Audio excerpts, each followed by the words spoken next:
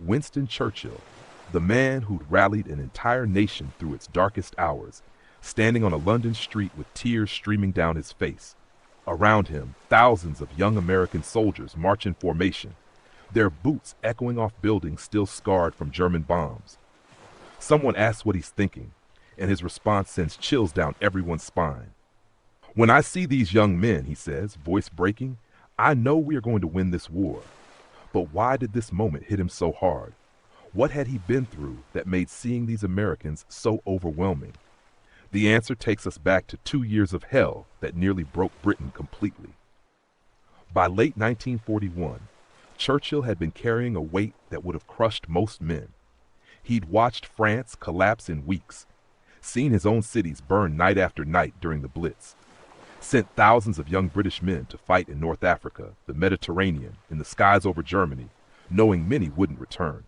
Britain stood virtually alone in Western Europe against Hitler's war machine, and every single day Churchill woke up wondering if this would be the day his country couldn't hold on anymore. The Soviet Union was still playing nice with Germany back then, bound by that non-aggression pact. Churchill understood the brutal math of the situation. Germany had conquered most of Europe. Their armies were massive, their factories pumping out weapons at a terrifying rate.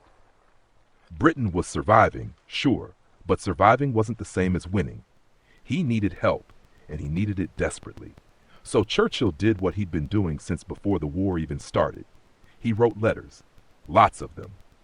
Over 1,700 messages to President Franklin Roosevelt during the war years. Think about that number for a second. 1,700. He signed them former naval person at first, referring to his old position as First Lord of the Admiralty, creating this intimate connection that bypassed all the normal diplomatic nonsense. His mother had been American, born Jenny Jerome in Brooklyn, and he'd always felt tied to America in ways that went beyond politics. But this wasn't about sentiment. Churchill knew exactly what Britain needed, and only America could provide it. After France fell in June 1940, Britain was the last man standing in Western Europe. The Lend-Lease Act that passed through Congress in March 1941 had been a lifeline, absolutely.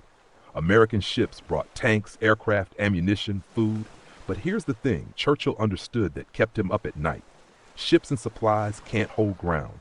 They can't storm beaches. They can't actually fight. He needed soldiers, real flesh and blood American soldiers, standing alongside exhausted British troops.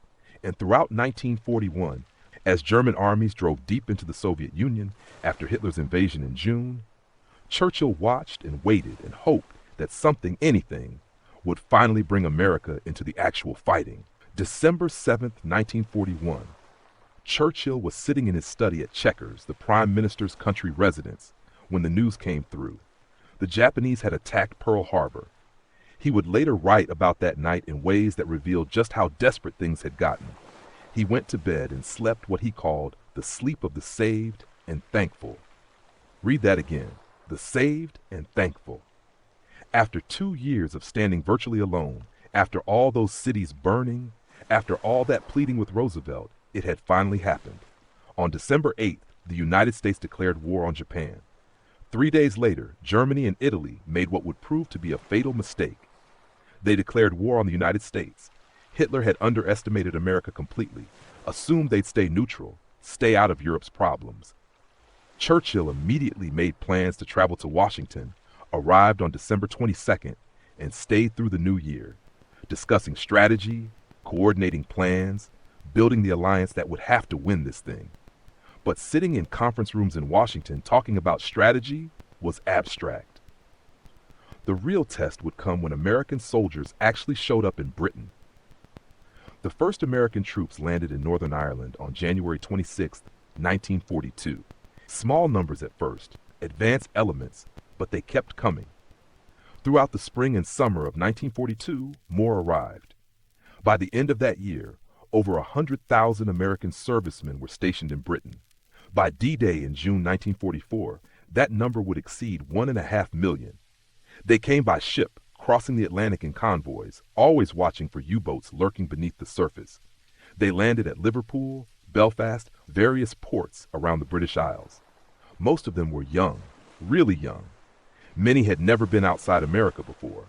Now they found themselves in a country that had been at war for over 2 years, a country marked by rationing and bombing damage, and the kind of exhaustion that settles into people's bones. The British reaction to these Americans was complicated as hell. There was genuine gratitude, obviously. These men were coming to help fight a common enemy, but there was also friction, the kind that emerges when two groups are thrown together under stress. The Americans seemed impossibly wealthy by British standards. They were paid far more than British soldiers. They had access to goods that ordinary Britons hadn't seen in years. Their uniforms were better quality, their rations more abundant. The American military supplied its troops with luxuries that seemed almost obscene to a population living on rations that had been cut and cut again. A famous phrase emerged during this time, said with humor, but humor that carried a sharp edge: overpaid, oversexed, and overhear. British soldiers, paid a fraction of what Americans earned, watched American GIs take British girls to dances and pubs. British families surviving on rations that allowed 4 ounces of bacon per person per week heard about American mess halls serving steak and ice cream. The resentment was real. But beneath all that friction was something deeper and more powerful: hope, relief, a sense that maybe, just maybe, the tide was actually turning. Churchill felt this more intensely than anyone because he understood what was at stake better than anyone. Germany had conquered most of Europe. Its armies were vast. Britain was holding on, but holding on wasn't good enough. The Soviet Union was bearing the brunt of German military power on the Eastern Front, but that was far away, and the outcome was anything but certain. Britain needed America's industrial capacity, its seemingly endless resources, its fresh armies that hadn't been fighting for years already. Then came the moment that would stay with Churchill for the rest of his life. On a gray afternoon in London, American troops were being moved through the city, a large contingent marching in formation from one station to another. These weren't the first Americans Churchill had seen in Britain by this point. Months into 1942, American soldiers were a common sight. But this was different. This was a formal march through the heart of London, through streets that had been bombed during the Blitz, past buildings that still showed damage from German raids. Churchill made absolutely sure to be there. He positioned himself where he could watch them pass, and his staff knew better than to interfere when the Prime Minister wanted to witness something personally. They arranged for him to have a clear view, somewhere he could stand without causing too much disruption. The Americans came marching in columns, their boots striking the pavement in rhythm. They wore their uniforms, their helmets, carried their rifles. Most of them were 18, 19, 20 years old, farm boys from Iowa, factory workers from Detroit, clerks from New York. They trained in camps across America, crossed the Atlantic in crowded troop ships, arrived in a country at war. They marched with that particular bearing American soldiers have, less rigid than British troops maybe, but confident. They knew they were part of something enormous. London crowds gathered to watch them pass. Office workers came out of buildings. Shopkeepers stood in doorways. People lined the sidewalks. Some clapped, some waved. Children called out to them. The Americans grinned, waved back, kept their formation. Churchill watched in silence at first. His eyes moved along the columns, taking in the sight. His face, usually so expressive, was difficult to read. But those who stood near him later reported something that revealed just how much this moment meant. His eyes were wet. This was a man who'd spent 2 years carrying the weight of Britain's survival on his shoulders. 2 years of making speeches to rally the nation. 2 years of making desperate decisions about where to send limited resources. 2 years of watching young British men go off to fight, knowing many wouldn't come back. 2 years of reading casualty reports, visiting bombed cities, understanding that Britain was stretched to its absolute limit. And now here were the Americans, thousands of them, with thousands more coming behind them. An entire nation's military power being deployed to Britain, preparing to take the fight to Hitler's Europe. Someone near Churchill asked him what he thought. The Prime Minister stayed silent for a moment, still watching the marching troops. Then he spoke, and his voice carried the emotion of those 2 years of standing alone. "When I see these young men," he said, "I know we are going to win this war." It was a simple statement, but it carried enormous weight. Churchill wasn't given to simple optimism. He understood the realities of modern warfare, understood exactly how difficult the road ahead would be. The invasion of France was still 2 years away. The Battle of the Atlantic against German U-boats was at its height. The war in North Africa was undecided. The Soviets were locked in that desperate struggle at Stalingrad.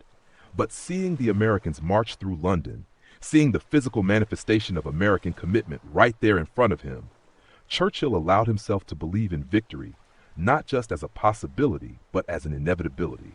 He kept talking, his words tumbling out in that characteristic Churchill manner, phrases building on phrases.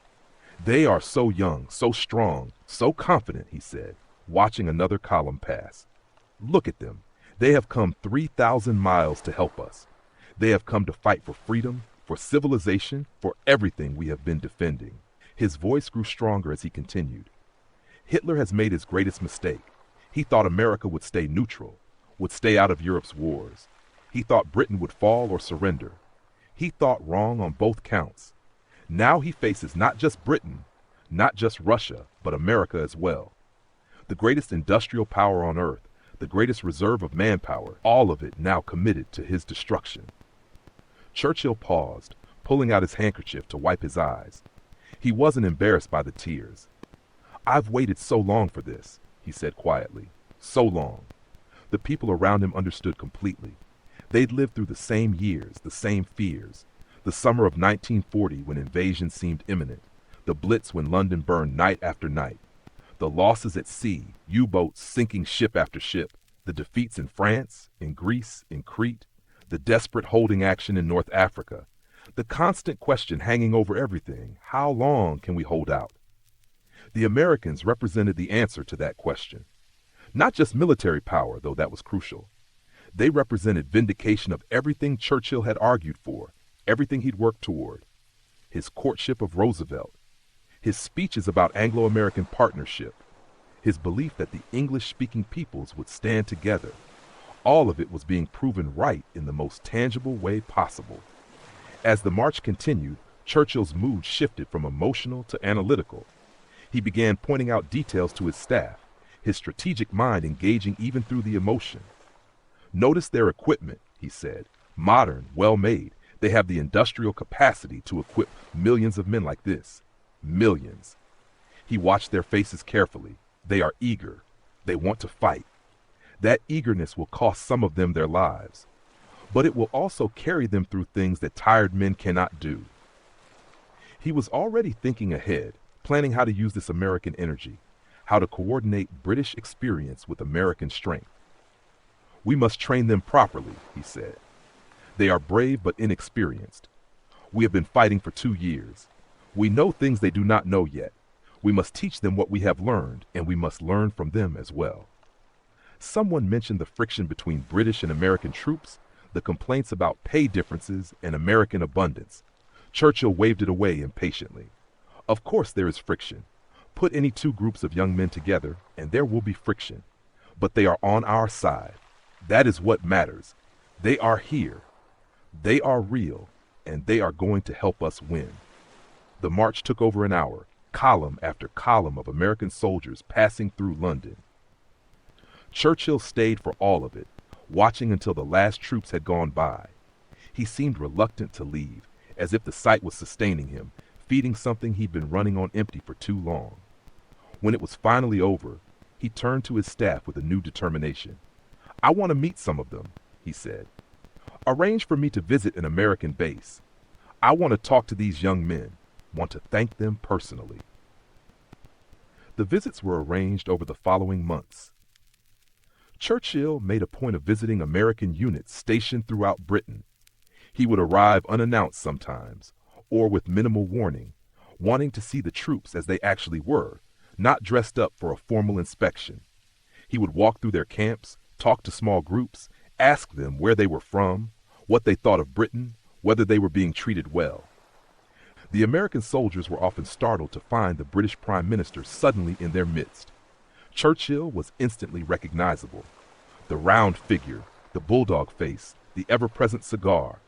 He would shake hands, make jokes, ask questions. He wanted them to know they were appreciated, wanted them to understand what their presence meant to Britain.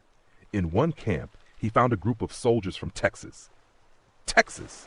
he exclaimed. "I have been to Texas. Wonderful state, vast and full of energy. You Texans are known for your fighting spirit. We shall need that spirit in the days ahead." The soldiers grinned, pleased that this famous British leader knew something about their home. At another base, he encountered soldiers who had just arrived, who were still processing the reality of being in Britain. "You have come a long way," Churchill told them. "You have left your homes, your families, everything familiar. You have come to a country that has been at war for over 2 years, that is tired and worn. But I tell you this, your arrival has lifted our spirits more than you can possibly know. When we see you, we see hope, we see strength, we see victory." He meant every single word. Churchill understood symbolism, understood the power of morale. But this wasn't just symbolism. The Americans were real military power, real divisions that could be deployed, real air squadrons that could bomb German cities, real ships that could protect convoys. The strategic implications were enormous. Churchill and his military chiefs began planning operations that would have been impossible before American entry. North Africa could be reinforced properly. An invasion of Italy could be contemplated. And eventually, the great invasion of France could be planned.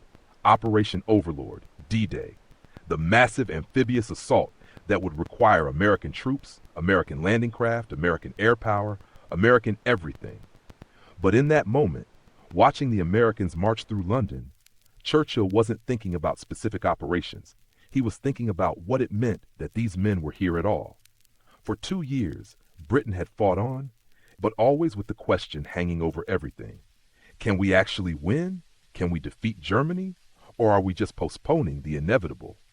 The Americans answered that question definitively. Yes, Britain could win, not alone, but with allies. With American industrial might and Soviet manpower and British determination, yes, Germany could be defeated. Churchill had said in his famous speech after Dunkirk in June 1940, "We shall fight on the beaches. We shall fight on the landing grounds. We shall fight in the fields and in the streets. We shall fight in the hills. We shall never surrender." It was magnificent defiance, but defiance based on will, not certainty. Now, watching the Americans march through London, he could add a new certainty, and we shall win. The relationship between British and American forces would have its challenges, absolutely. There were disagreements about strategy. Churchill wanted to attack Germany through what he called the soft underbelly of Europe, through Italy and the Balkans. The Americans, particularly General George Marshall, wanted a direct assault across the Channel into France. There were tensions about command structures, about who would lead combined operations. There were the inevitable cultural clashes between British and American soldiers that went beyond jokes about pay and rations. But beneath all of that was the fundamental reality that Churchill grasped that day watching the march. America was in the war, fully committed, and that changed everything. The young men marching through London that day would go on to fight in North Africa, in Sicily, in Italy, in France, in Germany itself. Many of them would die. American casualties in the European theater would exceed 300,000, with over 100,000 dead. They would fight at places whose names would become legendary. Omaha Beach, the Bulge, Hurtgen Forest, the Rhine Crossing, but they would win. Alongside British, Canadian, French, Polish, and other Allied forces, alongside the massive Soviet armies grinding forward from the east, the Americans would help crush Nazi Germany. The war would last another 3 years after that march through London. 3 years of brutal fighting, of setbacks and losses, of difficult decisions and terrible casualties.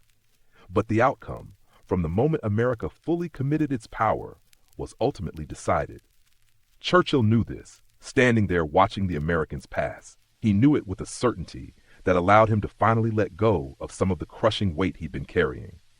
The emotion he felt, the tears in his eyes, came from relief as much as joy. Relief that the burden would be shared.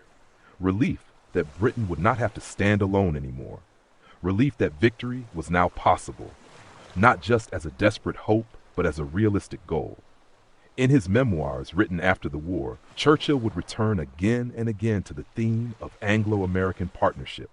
He would write about the special relationship between Britain and America, would argue for maintaining close ties in the post-war world.